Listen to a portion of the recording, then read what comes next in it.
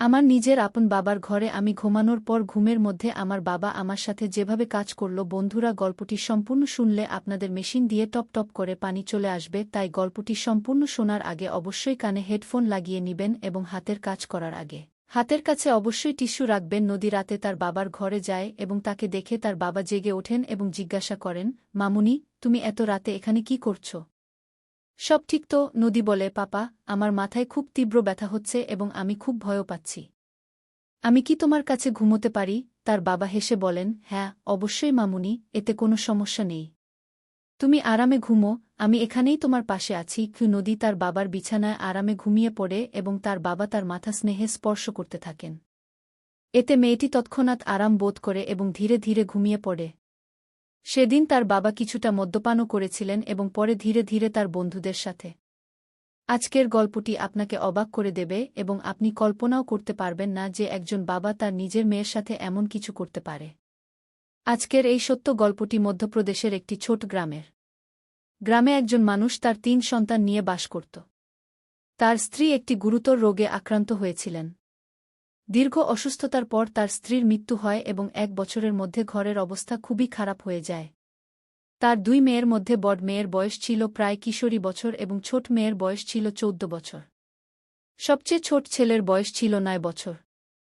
স্ত্রীর চিকিৎসায় তার সব টাকা পয়সা শেষ হয়ে গিয়েছিল, যার কারণে তার আর্থিক অবস্থা খুবই খারাপ হয়ে পড়ে এবং সে ঋণের মধ্যে ডুবে যায়। এই আর্থিক অবস্থার কারণে দিন দিন তার অবস্থা আরও খারাপ হতে থাকে এবং ঘর চালানো তার পক্ষে কঠিন হয়ে পড়ে। বাচ্চারাও তাদের মায়ের স্মৃতিতে নিঃশব্দ ও বিষণ্ণ হয়ে পড়ে। তার জন্য বাচ্চাদের সামলানো চ্যালেঞ্জিং হয়ে উঠছিল। ঘরের দায়িত্বের পাশাপাশি বাচ্চাদের দেখাশোনা করা তার পক্ষে কঠিন হয়ে পড়ে। সে ভাবত, যদি সে বাইরে কোনো শহরে গিয়ে কাজ করে টাকা উপার্জন করে, তাহলে বাচ্চাদের পড়াশোনা মারাত্মকভাবে ক্ষতিগ্রস্ত হতে পারে। আর যদি সে ঘরে থাকে, তাহলে ঘরের প্রয়োজনীয়তা ও খরচ মেটানো সম্ভব হবে না। এই সব ভেবে সে বেশ চিন্তিত থাকত। তখন তার মনে একটি ধারণা আসে যে, কেন না দ্বিতীয় বিয়ে করে ফেলা হয়? একটি নতুন স্ত্রী ঘরের দায়িত্ব সামলাতে সাহায্য করতে পারে এবং বাচ্চাদেরও সহজে সামলাতে পারবে। আর তখন আমি সম্পূর্ণ মুক্ত হয়ে কোনো শহরে গিয়ে কাজ করে উপার্জন করতে পারব। সে এই ধারণাটিকে গুরুত্বের সাথে নেয় এবং ভাবে যে এটি তার এবং বাচ্চাদের জন্য সবচেয়ে ভালো হবে। সে তার পরিবার ও কিছু কাছের আত্মীয়ের সাথে পরামর্শ করে। সবাই তাকে বোঝায় যে একটি নতুন বিয়ে থেকে তোমার সমস্যা কিছুটা কমতে পারে, কিন্তু এই বিষয়ে তোমার অবশ্যই বাচ্চাদের মতামত নেওয়া উচিত। তারপর সে এই বিষয়ে তার মেয়ের সাথে কথা বলে। সে বলে, মামুনি, আমি ভাবছি যে দ্বিতীয় বিয়ে করে ফেলি এবং তোমাদের জন্য একটি মা নিয়ে আসি। এতে তোমাদের দেখাশোনাও ভালোভাবে হবে এবং আমিও বাইরে উপার্জন করতে যেতে পারব। তোমাদের মা এই দুনিয়া থেকে চলে যাওয়ার পর তোমাদের যে অবস্থা হয়ে গেছে, তা এখন আমার পক্ষে দেখা সম্ভব হচ্ছে না। বাবার এই সব কথা শুনে মেয়েটি একদম চুপ হয়ে যায়। তার মুখ থেকে একটি শব্দ বের হয় না।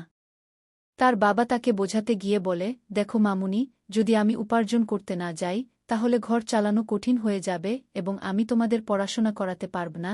এত বুঝানোর পরও মেয়েটি চুপই থাকে। বাবা ভাবে যে তার মেয়ে এখনও দুঃখিত, পরে অন্য দিন কথা বলবে।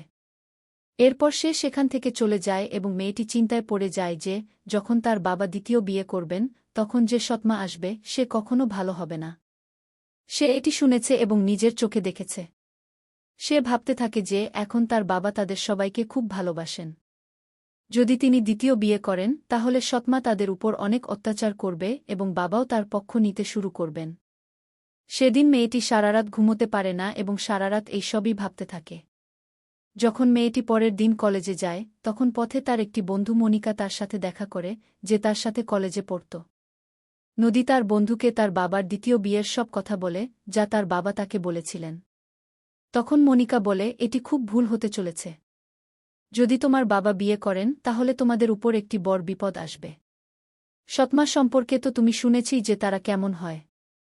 তোমার বাবা এই বিয়ে তোমাদের জন্য করছেন না, তিনি তো তার শারীরিক সুখের জন্য করছেন। তার তো শুধু তার জন্য একটি জীবনসঙ্গী চাই, যে তার শারীরিক ইচ্ছা পূরণ করতে পারে। তোমার বাবার শারীরিক ইচ্ছা তাকে খুবই বিপদে ফেলছে, এই কারণেই সে দ্বিতীয় তুমি কি কখনো ভেবেছ যে তিনি তোমার জন্য বিয়ে করতে চান? তিনি তো শুধু নিজের ইচ্ছা পূরণের জন্য একটি মেয়ে চান। নদী তার বন্ধু মনিকার কথা শুনে খুবই বিব্রত বোধ করে এবং নদী মনে করে যে তার বাবা অবশ্যই বিয়ে করবেন। তখন মনিকা বলে, আমার একটি আইডিয়া আছে, যদি তুমি পারো। নদী বলে, তুমি আমাকে বলো, আমি আমার ভাইবোনের জন্য যা কিছু করতে হবে তা করব। তার বন্ধু মনিকা বলে, তোমার বাবা শুধু দেহ চান, যদি তুমি তোমার বাবাকে দেহ দিতে পারো তাহলে তার আর বিয়ের প্রয়োজন হবে না এবং তিনি আর কখনো বিয়ের কথা ভাববেনও না। তারপর নদী এই কথা গভীরভাবে ভাবতে শুরু করে এবং এই সিদ্ধান্তে পৌঁছায় যে তাকে যা কিছুই করতে হোক না কেন সে কখনো তার ভাইবোনকে ধ্বংস হতে দেবে না। এখন নদী স্থির করেছে যে কোনো মূল্যে সে তার বাবার বিয়ে হতে দেবে না। কলেজ থেকে ফেরার সময় তার সন্ধ্যা হয়ে যায় কারণ সে কলেজের পর তার বন্ধুর সাথে অনেকক্ষণ কথা বলছিল। তারপর সে বাড়ি এসে খাবার বানাতে শুরু করে এবং তার ভাইবোনকে খাওয়ানোর পর তাদের নিজ নিজ ঘরে ঘুমাতে পাঠায়। পরে সে নিজেও খাবার খেয়ে তার বাবার বিছানায় শুয়ে পড়ে। কিছুক্ষণ পর সেই মেয়ের বাবা আসে। যখন সে দেখে যে তার মেয়ে তার বিছানায় শুয়ে আছে তখন সে তাকে জিজ্ঞাসা করে, মেয়েটা, কি হয়েছে? তুমি এখানে কি করছ? তুমি ঠিক তো? নদী বলে, বাবা, আমার মাথায় খুব ব্যথা হচ্ছে এবং আমি ভয়ও পাচ্ছি, তাই আজ রাতে আমি তোমার সাথে ঘুমাতে চাই। নদীর কথা শুনে বাবা বলে, কোনো সমস্যা নেই মামুনি, তুমি আরামে ঘুমাও। এবং সে রান্নাঘরে খাবার খেতে যায় এবং খাওয়ার পর কিছুটা মদ্যপানও করে। এরপর সে তার বিছানায় এসে শুয়ে পড়ে। একপাশে নদী শুয়ে ছিল এবং অন্য পাশে তার বাবা, কিন্তু তাদের দুজনের উপর আলাদা আলাদা কম্বল ছিল। রাত 1টা বেজে গিয়েছিল কিন্তু নদীর চোখে ঘুম একদমই ছিল না। তার মাথায় তার বন্ধু মনিকার কথা এবং সৎমায়ের ছবি ঘুরছিল। যখন নদী ভাবনার জগত থেকে বেরিয়ে আসে তখন সে দেখে যে তার বাবা গভীর ঘুমে ঘুমিয়ে পড়েছে। তারপর সে ভয় পেয়েছে এমন ভান করে তার বাবার কম্বলের নিচে গিয়ে তার কাছাকাছি হয়ে যায়। কিছুক্ষণ পর নদী ধীরে ধীরে তার বাবার আরও কাছাকাছি হতে থাকে। মদ্যপানের কারণে তার বাবাও মাতাল হয়ে পড়ে এবং যখন তার জ্ঞান ফেরে তখন তার ভেতরের শয়তান জেগে উঠেছিল এবং সে নিজেকে থামাতে পারেনি। এরপর তারা দুজনেই তাদের এই সম্পর্ক ভুলে গিয়ে কয়েকবার শারীরিক সম্পর্কে লিপ্ত হয়। পরের দিন সকালে ঘুম থেকে উঠে তারা দুজনেই খুব খুশি ছিল। তাদের কোনো ধরনের লজ্জা বা অনুশোচনা ছিল না। এরপর এই সিলসিলা নিত্যদিন চলতে থাকে। এখন নদীও এর প্রতি আসক্ত হয়ে পড়েছিল। যখনই তাদের ইচ্ছা হতো তারা তাদের কামনা পূরণ করত। এভাবে দিন মাসে পরিবর্তিত হতে থাকে এবং জানিয়ে রাখা হয়েছে যে 5 মাস কেটেছে তা টেরই পাওয়া যায়নি। তারপর একদিন নদীর স্বাস্থ্য খারাপ হয়ে যায়। সে বমি এবং মাথা ঘোরানো শুরু করে। পরে সে চেকআপের জন্য ডাক্তারের ক্লিনিকে যায়। যখন তার রিপোর্ট আসে তখন তার পায়ের নিচে মাটি সরে যায়। ডাক্তার তাকে বলে যে সে 2 মাসের গর্ভবতী। তার গ্রামের একটি মহিলা সেই ক্লিনিকে পরিষ্কার পরিচ্ছন্নতার কাজ করত। যখন সেই মহিলা এই খবর জানতে পারে তখন সে পুরো গ্রামে ঢোল পিটিয়ে দেয় যে একটি কুমারী মেয়ে মা হতে চলেছে। ধীরে ধীরে এই খবর আগুনের মতো পুরো গ্রামে ছড়িয়ে পড়ে যে অমুক লোকের নিজের মেয়ের সাথে অবৈধ সম্পর্ক আছে। একদিন তার বন্ধু মনিকা তার বাড়িতে এসে নদীকে বলে, পুরো গ্রামে জানা হয়ে গেছে যে তুমি গর্ভবতী। তার বন্ধুর এই কথা শুনে নদী খুব বিব্রত বোধ করে এবং সে কিছুই বুঝতে পারছিল না যে এখন সে কি করবে। সে ভাবছিল যে এখন তার এবং তার বাবার খুব বদনামি হবে। সে কারো সামনে মুখ দেখাতে পারবে না।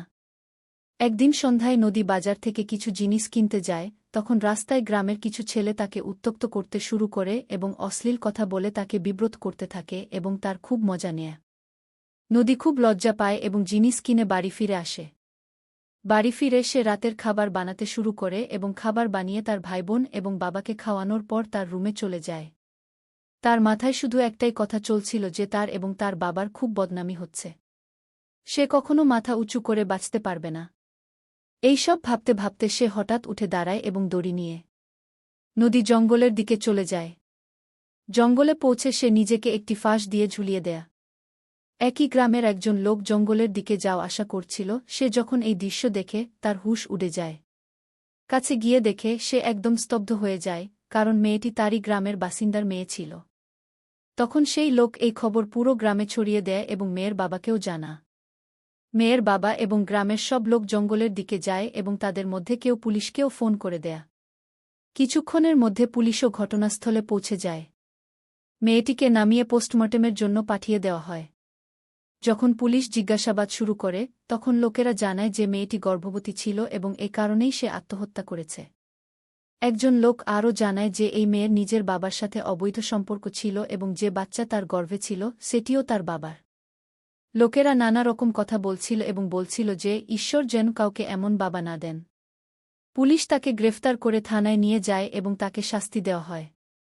বন্ধুরা, ভিডিওটি যত বেশি সম্ভব শেয়ার করুন, যাতে মানুষ এই ধরনের ঘটনা সম্পর্কে সচেতন থাকে। ভিডিওটি ভালো লাগলে লাইক ও শেয়ার করতে ভুলবেন না।